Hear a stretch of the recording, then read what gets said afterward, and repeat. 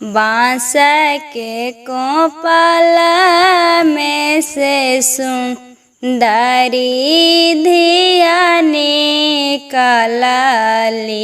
नागर में भाई ले होई जोर, नागर में भाई ली होई जोर।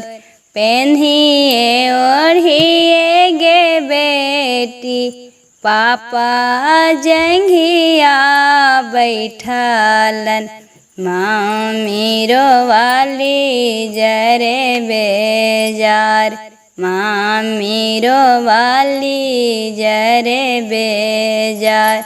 पेन्हिए ओढ़िए गे बेटी, पापा जंघिया बैठलन। मम्मी रोवाली जरे बेजार, मम्मी रोवालन जरे बेजार।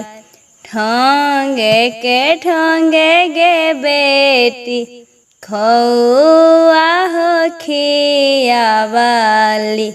दूधवा पियवली आना मोल, दूधवा पियवली आना मोल।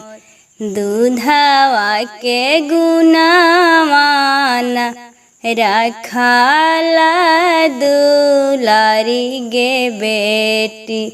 चलल सुंदर बर के साथ, चलल सुंदर बर के साथ। इतना बचनिया जावा सुनालन सुंदर जी दुल्हा। पूछे लगलन धानी से हो सवाल, पूछे लगलन धानी से हो सवाल। बताव धानी दूधवा के हो दाम, बताव धानी दूधवा के हो दाम। पूरा करम दूधवा के हो दाम, पूरा करम दूधवा के हो दाम। कैसे मैं बतइए जी प्रभु, दूधवा के हो दाम। मम्मी गोदे रहली हो नादान, मम्मी गोदे रहली हो नादान।